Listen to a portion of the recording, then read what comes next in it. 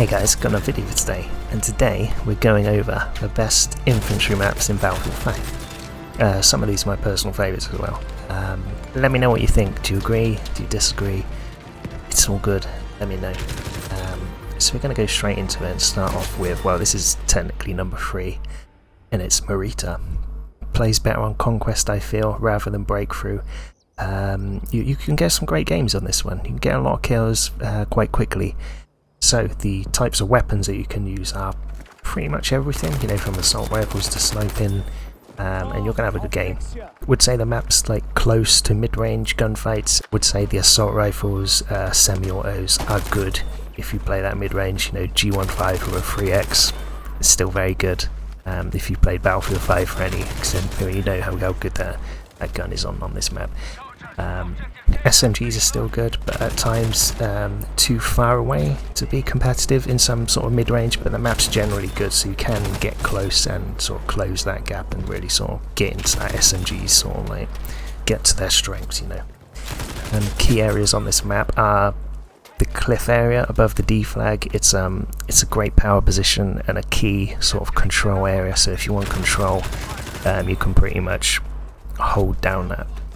Looking down onto D flag and sort of C flag as well. It's a great area for that sort of thing, and it's something you want to be clearing out if you want control of the sort of surrounding objectives and stuff like that. You can have a lot of fun on the B flag and E flags and the gunfights running in between. It's just generally a good map. Now the sort of criticisms of it, I would say the C flag can be a bit of a deadlock. Where just no team pushes through, and it can be quite boring. It kind of feels like it needs like another flanking area or something like that. And another sort of criticism is the visibility is quite bad. You know, all the shrubbery and the foliage and stuff like that. It's not the best, and sort of MMGs and snipers blending in with the background. It can be quite an issue. But other than that, you know, it's a solid map, and generally it's a good time. Number 2 is Marj. Now this is a very close call with number 1 on my list, but there are a few areas that let it down, but not to knock it. It's still one of the best maps in the game. Now again, just like Marita, I do think it plays better on Conquest.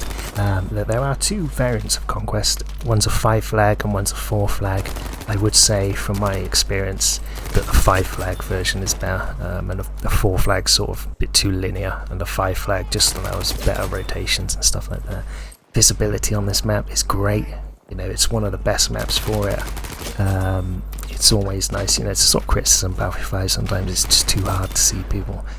You know, the visibility and stuff, but on this one it's great. You know, everybody's visible. There's only a few little instances where you can't really see people, but generally it's one of the better maps for visibility. Marj is a more close range quarters map, so you know, SMGs, assault rifles will be the go-to. And you can still use LMGs, but it will be a bit harder. I wouldn't say sniping. It's not really a sniping map, to be honest. I think, you know, SMGs and the ARs are, you know, they're very fun on this map. You get a lot of kills and quite quickly.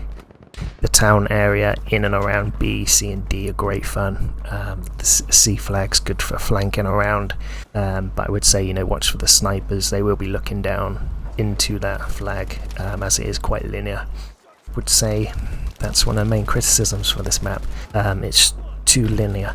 And you can see it on Breakthrough. It just doesn't play as well as Conquest. You know, sometimes just running into walls of enemies with like MMGs, shotguns, snipers, it's too much. You know, just that linearity affects the rotations or the flow of the map too much, in my opinion, than other maps do. But other than that, it's still a very good map, and it's, you know, one of the best maps in Battlefield 5, and it's always a good time. And number 1, Devastation is on the top of my list, and if you're a frequent viewer of the channel or not, you know, please do consider subscribing. You'll know I do quite like this map, and let me tell you why.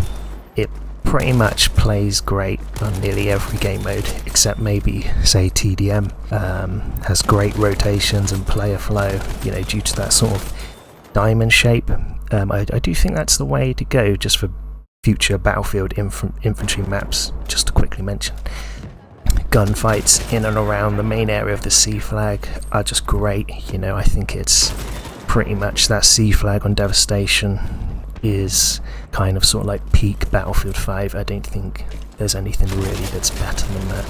There's just so much to work with for like 1vx situations. You know, I've had some great moments just playing on this flag alone. Again, this map's the same as the other two. You know, you can get a lot of kills very quickly, and 100 kill games are not uncommon. The church area where people tend to sort of congregate in there, you can get some big feeds, some big kill streaks in and around C and D flag, clearing out the campers, you know, ambushing from D. The D flag itself you can control very well if you're defending or attacking. There are so many entrances to push.